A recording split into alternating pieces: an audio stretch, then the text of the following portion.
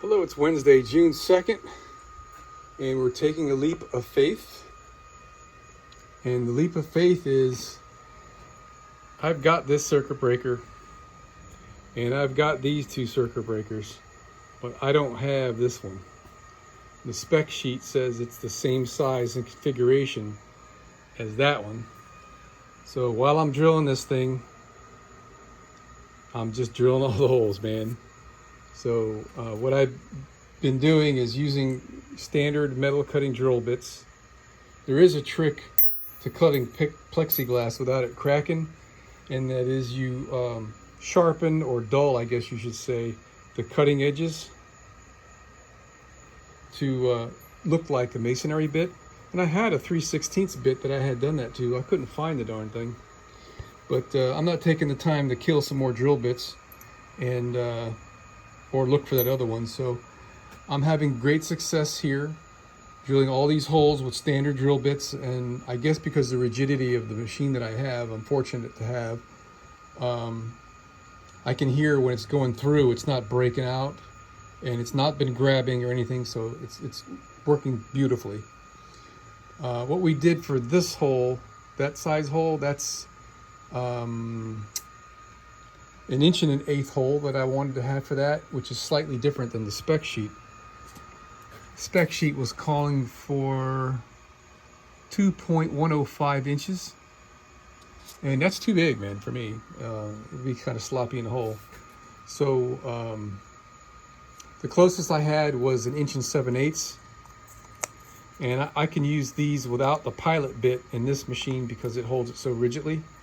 And this is the blank that I cut out of there, 1.775", and then I used my boring bar to get it to finish size, and it cuts just like a dream, man. It's beautiful, nice and smooth. So we've got this one, and the mounting screw holes should be perfect.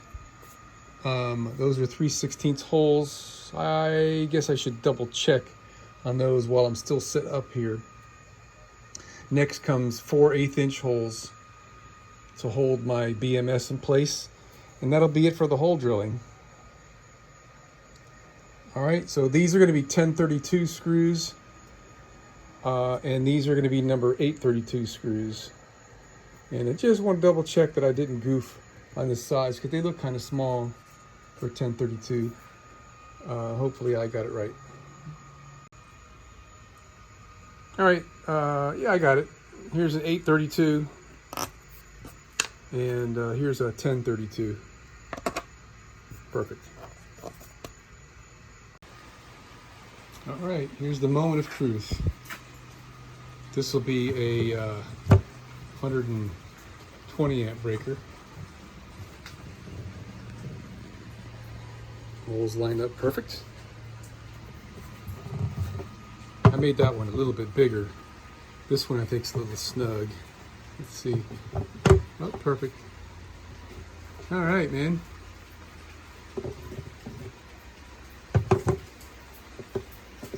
It was the paper that was making it seem like it was snug. And then here we got these little guys. Perfect. Holes line up. All right. The only other thing is the BMS, and that's kind of difficult to tell from here because it goes this way, and that ought to be, looks good to me. All right, I'm gonna leave the paper on, I guess, because all I can do is scratch this thing up. I don't know, maybe I will take the paper off. I don't know, I gotta decide because there's still quite a bit of work to do.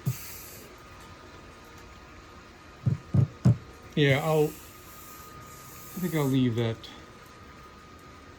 I don't know. So all these need to be countersunk. I'm gonna be using 440, number 440 stainless screws here, and I want the heads to be flush, only because I happen to have an abundance of 440 screws, and that's perfect. The number 6 doesn't fit in the hole in the BMS. I'd have to drill the BMS out or thread it.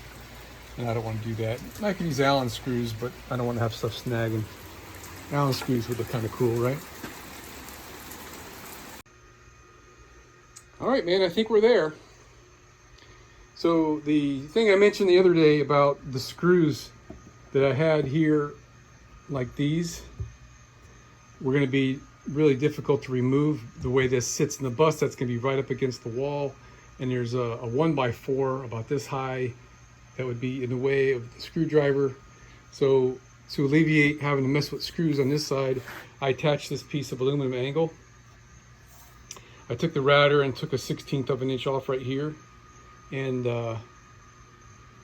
put this on there so it'd be flush and it won't interfere with how this sits against the wall. And then I had to trim about 1/4 of an inch, that piece right there, from here, so that it would allow this piece of plexiglass to slide out enough to come from around it. I don't know why it seems like I didn't have to do that, but I did. Okay, there you go. When this kind of was pivoted out of the way a little bit. When that's in place, I gave myself like 1/8 of an inch, so it was about 1/8 of an inch too big. This was like too big, or this was too big. They were overlapping. I did trim a little bit off of this, by the way, because the edge of this was hitting back there and this wasn't sitting in the right place. So I trimmed that to fit. I've got this on there. It fits, this thing scoots right under there, nice and snug. So now it only takes 4 screws to hold the lid on, and everything looks great.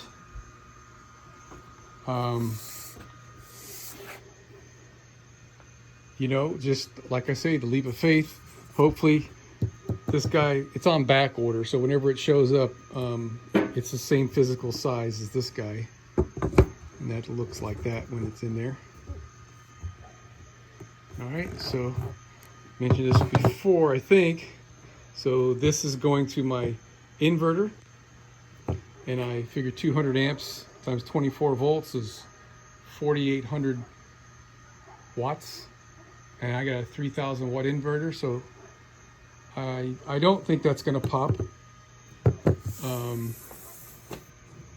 And this one goes to my chassis battery charger, and this one goes to the house 24 to 12 volt converter, and this 120 amp breaker is going to go to my solar MPPT